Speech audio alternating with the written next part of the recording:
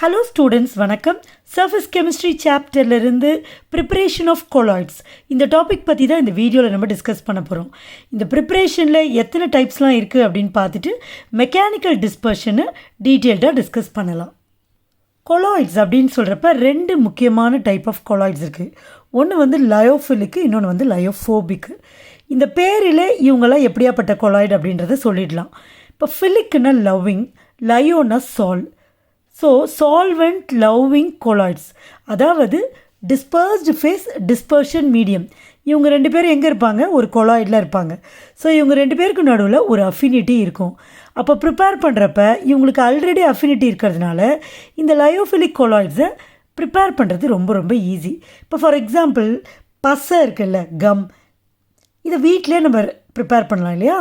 ஒரு கிண்ணத்தில் தண்ணி வச்சுட்டு நல்லா சூடு பண்ணி வாட்டர் பாயில் ஆகிறப்ப கொஞ்சம் மாவு, அரிசி மாவு அல்லது மைதா மாவு எதையோ ஒன்று கரைச்சி அதுக்குள்ளே ஊற்றினோம்னா அது பாயில் ஆகி கம்மு வந்து ஃபார்ம் ஆகிடும்.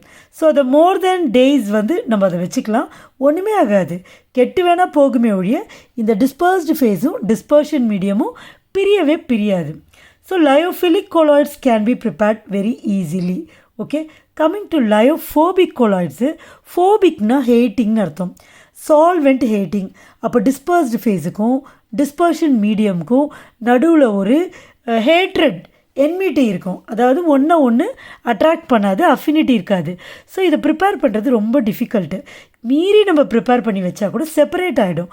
ஸோ செப்பரேட் ஆகாமல் இருக்கிறதுக்காக கொஞ்சம் ஸ்டெபிளைசர்ஸை ஆட் பண்ணுவாங்க, stabilising agent like potassium hydroxide, இந்த மாதிரி சப்ஸ்டன்ஸை ஆட் பண்ணால் அது கொஞ்சம் பிரியாமல் இருக்கும். ஸோ இப்படி தான் லயோஃபிலிக் கொலாய்ட்ஸும் லயோஃபோபிக் கொலாய்ட்ஸும் இருக்குது. இப்போ நம்ம வந்து கொலாய்ட்ஸை ப்ரிப்பேர் பண்ண போகிறோம்.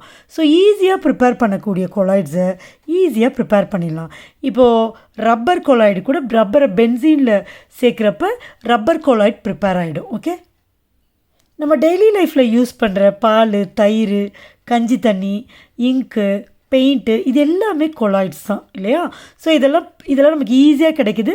ஸோ இந்த கொலாய்ட்ஸ்லாம் ப்ரிப்பேர் பண்ணுறது ஈஸி. ஓகே, இப்போது கொலாய்ட்ஸை ஜென்ரலாக எப்படி ப்ரிப்பேர் பண்ணலாம் அப்படின்னு பார்த்தீங்கன்னா அதுக்கு ஒரு பிரின்சிபல் இருக்குது. அதாவது கொலாய்டல் பார்ட்டிகளோட சைஸ் பார்த்திங்கன்னா 1லேருந்து 1000 நேனோமீட்டராக இருக்குது. ஸோ இந்த கொலாய்டல் பார்ட்டிகிள்ஸை இந்த பார்ட்டிகல் சைஸ்க்கு கொண்டு வந்துட்டோம்னா நமக்கு கொலாய்ட் கிடச்சிச்சின்னு அர்த்தம். அப்போது நம்ம யார்கிட்டேருந்து ப்ரிப்பேர் பண்ணுறோமோ அந்த பார்ட்டிகல்ஸ் கோஸ் சஸ்பென்ஷனாக இருக்கலாம். கோஸ் சஸ்பென்ஷன்னா அதில் இருக்க பார்ட்டிகல் பெருசாக இருக்கலாம். பெருசானா கொலாய்டல் பார்ட்டிகல்ஸை விட பெருசாக இருக்கலாம். ஓகே, ஆர் நம்ம ப்ரிப்பேர் பண்ணுற பார்ட்டிகல்ஸ் வந்து கொலாய்டல் பார்ட்டிகல்ஸை விட சின்னதாக இருக்கலாம், ஸ்மாலராக இருக்கலாம். ஸோ பெரிய பார்ட்டிக்கல்லேருந்து நம்ம ப்ரிப்பேர் பண்ண போகிறோம்னா அந்த பார்ட்டிகல்ஸை நம்ம என்ன பண்ண வேண்டியிருக்கும்? உடைக்க வேண்டியதாக இருக்கும். So it has to be broken down அந்த பார்ட்டிகல்ஸ், ரைட்டா? சப்போஸ் சின்ன பார்ட்டிகல்ஸ்லேருந்து நம்ம கொலாய்டை ப்ரிப்பேர் பண்ணுறோம்னா அந்த குட்டி குட்டி பார்ட்டிக்கல் எல்லாத்தையும் ஒன்றா சேர்த்து கொலாய்டோட சைஸுக்கு கொண்டு வரணும். அப்போ தான் நமக்கு கொலாய்டல் சொல்யூஷன் கிடைக்கும். இப்போது இதுதான் கொலாய்டல் பார்ட்டிகல்ஸ்னு வச்சுப்போம். இதோட சைஸு 1 to 1000 நேனோமீட்டராக இருக்குது, ரைட்? இப்போ இதை வந்து லார்ஜர் பார்ட்டிகல்ஸ்லேருந்து நம்ம, அதாவது கோஸ் சஸ்பென்ஷன்லேருந்து நம்ம ப்ரிப்பேர் பண்ண போகிறோம். ஸோ லார்ஜர் பார்ட்டிகல்ஸ்னால் பாருங்கள், அதோட சைஸ் இந்த மாதிரி இருக்கும். ஸோ இதை விட அது பெருசாக தானே இருக்குது. ஸோ இது வந்து this is not a colloid. அப்போ கொலாய்டு இதுலேருந்து வேணும்னா இதை உடச்சி இந்த பார்ட்டிகல் சைஸ்க்கு கன்வெர்ட் பண்ணணும். ஸோ இந்த ப்ராசஸை டிஸ்பர்ஷன் சொல்லுவோம். ஸோ இந்த மெத்தட்ஸ், இந்த மாதிரி உடச்சி ஸ்மாலர் பார்ட்டிக்கலாக பிரேக் பண்ணி கிடைக்கிற மெத்தடை டிஸ்பர்ஷன் மெத்தடுன்னு சொல்லுவோம். ஓகே, இந்த பார்ட்டிகல்ஸ் பாருங்கள், ஸ்மாலர் பார்ட்டிகல்ஸ், கொலாய்டல் பார்ட்டிகளோட சைஸை விட இது சின்னதாக இருக்குது. சப்போஸ் இங்கேருந்து நம்ம ப்ரிப்பேர் பண்ணணும்னா இப்போ இந்த பார்ட்டிக்கல்லாம் ஒன்றா சேர்த்து கிட்டத்தட்ட இந்த கொலாய்டல் பார்ட்டிகளோட சைஸை நம்ம வர வைக்கணும். ஓகே, ஸோ அந்த ப்ராசஸ்க்கு பேர் condensation. So colloids can be either prepared by, okay, ஐதர்னு கூட சொல்லக்கூடாது, colloidal particles can be prepared from larger particles by dispersion or disintegration methods, from smaller particles by condensation methods. So புரியுதா உங்களுக்கு? Dispersion மெத்தட்னா larger மாலிக்யூல்ஸை colloidal மாலிக்யூல்ஸாக மாற்றுறோம். Condensation மெத்தட்னா ஸ்மாலர் மாலிக்யூல்ஸை கொலாய்டல் மாலிக்யூல்ஸாக மாற்றுறோம். ஓகே, இப்போ இந்த ரெண்டு மெத்தட்ஸ்லேயுமே டிஃப்ரெண்ட் மெத்தட்ஸ் இருக்குது. ஸோ ஃபஸ்ட்டு டிஸ்பர்ஷன் மெத்தட்ஸில் என்னென்ன மெத்தட்ஸ் இருக்குதுன்னு பார்க்கலாம். Mechanical dispersion, electro dispersion, ultrasonic dispersion, பெப்டைசேஷன்.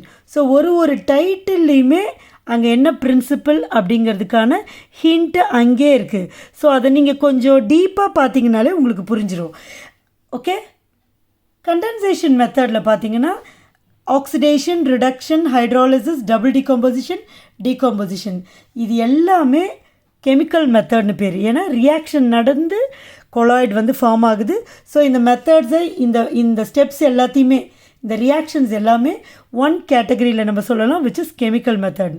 அப்புறம் by exchange of solvent, by changing the physical state, இந்த மாதிரி நம்ம கொலாய்ட்ஸை ப்ரிப்பேர் பண்ணலாம். ஃபர்ஸ்ட் மெத்தட் தான் இந்த mechanical dispersion method. So dispersion அப்படின்னு சொல்லியாச்சு. அப்போ என்ன பண்ண போகிறோம்? லார்ஜர் மாலிக்யூல்ஸை கொலாய்டல் சைஸுக்கு பிரேக் பண்ண போகிறோம். மெக்கானிக்கல் டிஸ்பர்ஷன் சொல்லியாச்சு. ஸோ மெக்கானிக்கல்னால் by means of a machine. அந்த மெஷினுக்கு கொலாய்டல் மில்லுன்னு பேர். ஸோ இதுதான் அந்த மெஷின். ஓகே, இதுக்கு பேர் கொலாய்டல் மில். இதில் பார்த்தீங்கன்னா இங்கே இந்த இடத்துல உங்களுக்கு தெரியுதா இல்லையான்னு தெரியல, 2 disk metallic, heavy metallic disk இருக்கும். ரைட்டாக, டிஸ்க்குன்னா தெரியும்ல. ஸோ ஹெவியாக இருக்கிற 2 மெட்டாலிக் டிஸ்க் இருக்கும். ஸோ ரெண்டும் ஒன்று டச் பண்ணுற மாதிரி இருக்கும், ஆனால் டச் பண்ணாமல் இருக்கும். ஸோ அவங்க 2 பேருக்கும் இருக்கிற அந்த 2 டிஸ்க்கு ஆர் பிளேட்ஸ்க்கு இடையில இருக்க கேப் வந்து ரொம்ப கம்மியாக இருக்கும். ஆல்மோஸ்ட் டு கொலாய்டல் சைஸ்க்கு அளவுக்கு அந்த கேப் வந்து இருக்கும். ஸோ ஒரு பிளேட்டும் ஆப்போசிட் டைரெக்ஷனில் ரொட்டேட் ஆகும். ஸோ ஸ்விட்சை போட்டவுடனே அது ரொட்டேட் ஆகும், ஆப்போசிட் டைரெக்ஷனில் ரொட்டேட் ஆகும். ஸோ இங்கே மேலே இருக்கு இல்லையா, இந்த இடத்துல நம்ம என்ன கொலாய்டு வேணுமோ அதுக்கான சாலிட் சப்ஸ்டன்சஸையும் அதுக்கு என்ன டிஸ்பர்ஷன் மீடியமோ அந்த லிக்விடையும் சேர்த்து உள்ளே கொட்டிடணும். ஸ்விட்சை போடுறோம், மெஷின் ஆப்ரேட் ஆகும். இந்த மெட்டல் பிளேட்ஸ் 2 ஆப்போசிட் டைரெக்ஷனில் சுற்றும். அப்போது நம்ம சேர்த்த அந்த லார்ஜர் பார்ட்டிகல்ஸ் நமக்கு தேவையான கொலாய்டல் டைமென்ஷனில் உடையும். ஓகே, அப்போ நமக்கு தேவையான சைஸில் இருக்க கொலாய்டு ஃபார்ம் ஆகும். ஸோ பாருங்கள், அது சிம்பிளாக டயக்ராமேட்டிக் ரெப்ரசன்டேஷன். இது 2 டிஸ்க்கு, இவ்வளோ கேப் இருக்காது, கொலாய்டல் சைஸ்க்குரிய கேப் இருக்கும்.